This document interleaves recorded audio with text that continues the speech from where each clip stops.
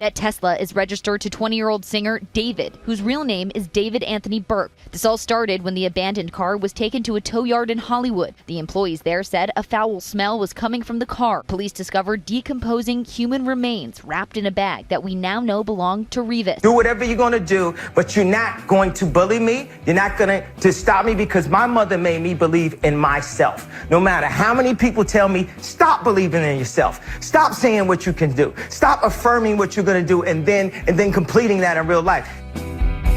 The world is in a weird place right now. Every day we got some new occurrence that really make you question, when does this ever get better? I don't usually bring serious topics to the channel too often, but it's a new season. Now, if you've been on the internet this past week, you probably heard and seen about this David situation. For those uninformed, this guy is a musical artist. He's fairly popular, and right now the whole internet is crashing down on this guy for his involvement in the passing of a little girl who he was also romantically involved with. This girl was found in his trunk, and to keep this video as PG as possible, I'ma let you Google the rest. But even when you take a look at this guy's music, you start to see everything adding up a little too well. I did not make this video to defend him or anyone else I name in this video. This is only to spread awareness on the reputation of artists using their art to project their thoughts and emotions into the minds and hearts of us as viewers. As a kid, I wanted to be like a lot of people, but as a creative myself, seeing someone talented in their own artistic field is truly inspiring. But in the case of a talent like David, a lot of people are joking around, as people like to do, but it's still fuck him, and rest in peace to that poor girl. I only know of his 2 hit songs, and I remember removing them from my playlist off the strength alone of how dark the themes in the songs were, like obsession, sadness,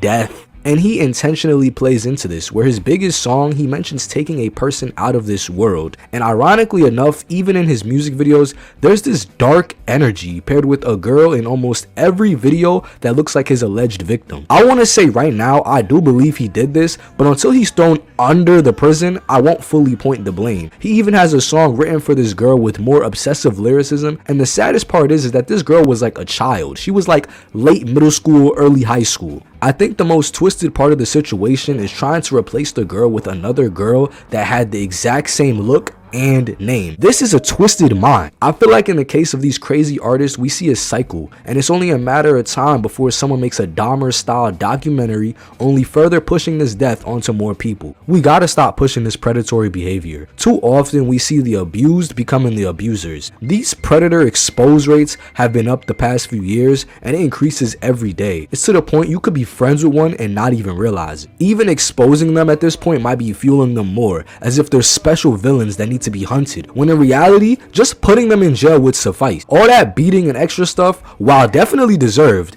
it doesn't scare these guys. They get off on being a threat and being in control, and that's the sickening part. We need to start looking at artists as a whole for what they are and what they do, because mental health is already not taken seriously enough. But we have these elites that y'all praise and worship, making all types of music that only empowers these toxic ideologies they push in the same music that they make. David's whole aesthetic is death and romantic obsession. So when you give this guy millions of dollars in fans to preach this demonic gospel to, you only get more people entertaining these ideas until the person themselves become what they fear the most. I don't truly believe David would be a killer, but killers don't have a specific look. He was ahead and had too much power before anyone caught on. So if the music is what gave him the power, then he will give himself back to the music, the same music that worships death. Now let's say David for a minute and take a wider scale look on mental illness in artists. Take Kanye, a hopeful, promising artist in his early years until losing his mom and his wife. After fully transforming into this Ye persona, he lost his shit, became a whole German threat, if you know you know,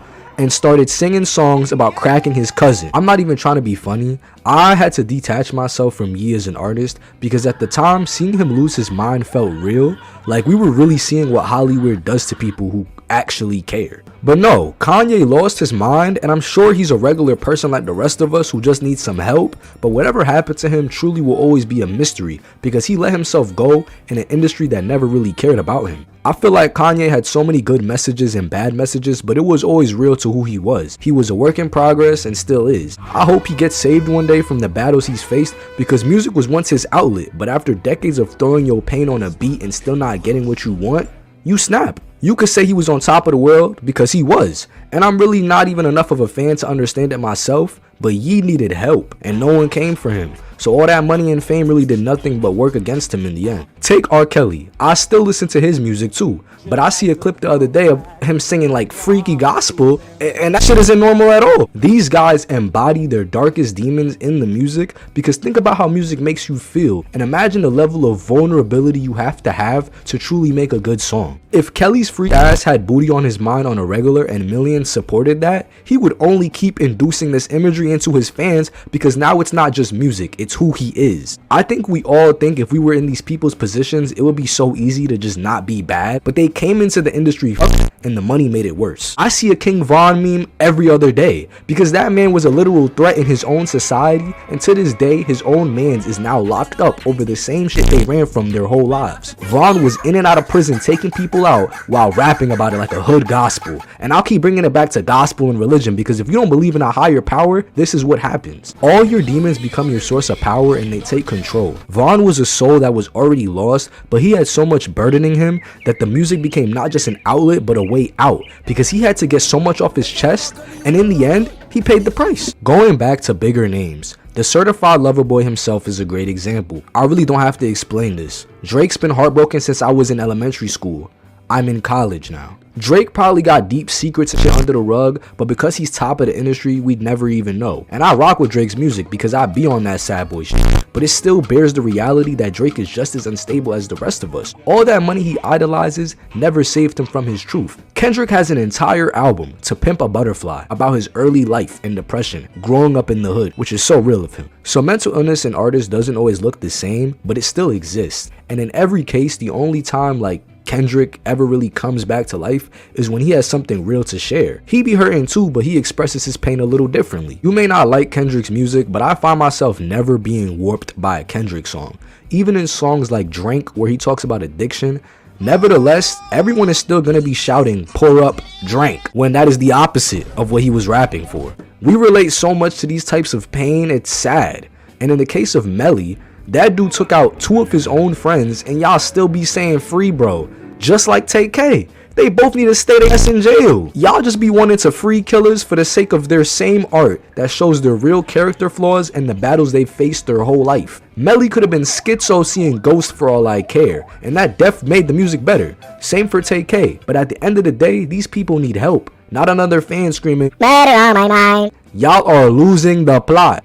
I'm no better, but I want y'all to see the point though, because even if you won't stop listening, at least think before you do. Especially y'all motherfuckers that love drill music, y'all gotta stop. These hoodlums rap about taking out a bunch of people on some hyper pop aggressive shit and y'all eat it up. Thankfully drill is staying niche as the years go on, but it's not a genre to stay in. Kyle Rich went from naughty bop to bent, and it's pretty clear why. Making these dance rituals mocking someone's passing shows the true epitome of drill music as a whole, just glorifying catching bodies till the next one gets caught and no one ever wins. I'm from New York, so it just hurts a little more seeing all these fuckhead drill rappers sell their souls to end up bopping in a cell or a gravesite in the next few months. Underground rappers are in a similar boat, but they'll need their own separate video if I ever decide to open up about them too. At the highest degree, even Juice WRLD embodies everything I talked about so far. Just drugged up, sad, tired, but even he tried to push positivity outside the music. X was in the same boat too, and we lost both of them. This doesn't just apply to rappers. Even painters like Van Gogh and Picasso had several mental illnesses like depression and anxiety. So all in all, it shows you that even some of the biggest names we know used all the pain they had and gave everything they had left as their final Hail Mary,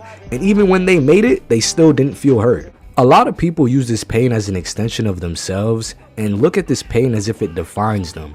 They don't believe they can ever be more than their problems, so they burden themselves with it to feel normal. I can take a lot from this as a creator myself. I make music too, and I low-key find myself not doing it as frequently because it takes an insane level of vulnerability that comes with a cost. Some people just say whatever on a mic, but for those who really be having shit on their mind, making art could be a dark and desolate place at times. I got a video coming on that soon. All in all, stay safe. I really appreciate you guys. Some words of advice: don't meet up with randoms on the internet without telling your loved ones, or just don't do it at all. Take care of yourself, especially if you're an artist, because your minds are the most fragile, and giving it to the wrong people can be the biggest decider on where you go beyond that. Rest in peace, Celeste. My condolences to anyone impacted by the dark times we are experiencing.